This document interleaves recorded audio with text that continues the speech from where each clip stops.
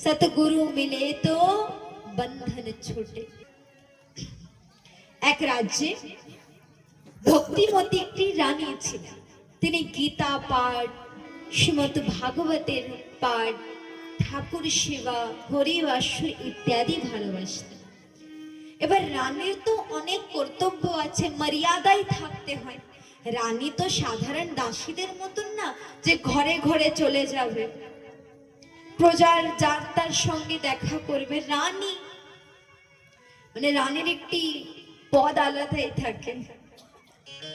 तखन राजा मशाई कि करलेन, नित्य प्रति पाठ श्रवणेर जन्य ग्राम थेके एकजन वक्ताके निये एसेछेन। से वक्ता नित्य प्रति रानीके पाठ शोनातेन। वक्ता माने जे पाठ शोनाय ताके बोले वक्ता, और जे श्रवण करे ताके बोले श्रोता। एबार रानीर घरे एकटी पोषा टिये पाखी छिलो। एबार कथार विश्रामे जखनी पाठक मशाई बोलतेन कि हरि नाम से बंधन छूटे, तखन टिये पाखी तार विपरीत बोलतेन। कि बोलतेन? जो बोले सब झूठे, माने जे बोले सबई मिथ्या, कोनो बंधन बंधन छोटे ना महाराज। एबार नित्य प्रति कयेक दिन हये जाय। पाठक मशाई गुरुदेवेर काछे गिये समस्त घटना, गुरुदेव बोललेन ठीक आछे, आगामी दिन जखन जाबे आमाके संगे निये जाबे। ताई आगामी दिन गुरुदेव और शिष्य दुइजनই গিয়েছেন। এবার যখনই পাঠক মশাই পাঠ শুনিয়েছেন, হরি নাম সে বন্ধন ছুটে, টিয়ে বলছেন जो बोले सब হু ঝুটে। তখন গুরুদেব গিয়ে জিজ্ঞাসা করলেন, কি রে টিয়ে, এ কেন তুই বিপরীত বলিস? যখনই আমার শিষ্য বলে তুই তার উল্টোটা বলিস। তখনই টিয়ে বুঝতে পায় कि आज शत गुरु আমার সান্নিধ্যে, আমার সম্মুখে, আর নিজের দুঃখ যদি সতগুরুকে না বলি তার দুঃখের নিবারণ আমি কিভাবে পাব, এই দুঃখের উপায় আমি কিভাবে পাব। তখন সতগুরুকে আজ টিয়ে বলছেন, আমি ছিলাম কপিল মুনির আশ্রমের বট বৃক্ষের তলার একটি টিয়ে। এবার আশ্রমে কি হয়? আশ্রমে নিত্য ঠাকুরের ভজন হয়, কীর্তন হয়, যজ্ঞ হয়, বিভিন্ন ঠাকুরের সেবা যত্ন হয়।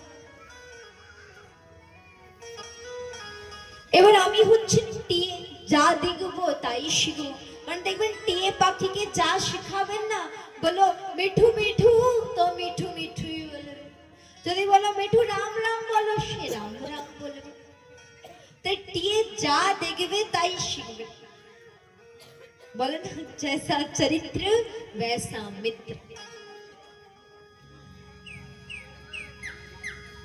আজ টিয়ে বলছেন, আমি নিরন্তর রাম নাম কৃষ্ণ নাম এই শ্রবণ করতাম আর এই গুনগুন করতাম। এবার একদিন এক শিকারী এসে আমাকে বন্দী করেছেন, আর যখনই আমাকে বন্দী করেছেন খাঁচার ভিতরে বন্দী করে বাজারে নিয়ে বিক্রি করেছেন। একদিন রাজা বাজারে গিয়ে আমাকে দেখে, আমি তখন রাম নামের উচ্চারণ করছি। তখন রানীকে ভেট স্বরূপ আমাকে রাজা উপহারে দিয়েছে। তা এবার আপনি বলুন যে আমি রাম নাম কৃষ্ণ নাম করে আমি বন্ধনে আছি না বন্ধন থেকে মুক্ত আছি? দেখেন আমি হচ্ছি পাখি, আমি চাই খোলা আকাশ, তাজা ফল, গঙ্গার জল, আমার সম্পূর্ণ যে দল সকলকে নিয়ে আকাশে উড়ব, গুনগুন করব, শুদ্ধ বায়ুকে আমি স্পর্শ করব। কিন্তু আজ আমার দশা আপনি স্বতঃই দেখছেন। দেখেন এই জগতে শুধু পাখি না, প্রত্যেকটি প্রাণী চাই ইন্ডিপেন্ডেন্ট, স্বতন্ত্রতা হতে, আজাদ হতে।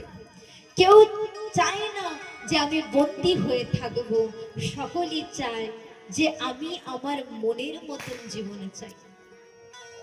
এই জগতে কেউ আর কারোর প্রতি বোঝ বা কারোর প্রতি ডিপেন্ড থাকতে চায় না, সকলে সেলফ ডিপেন্ডেন্ট হতে চায়।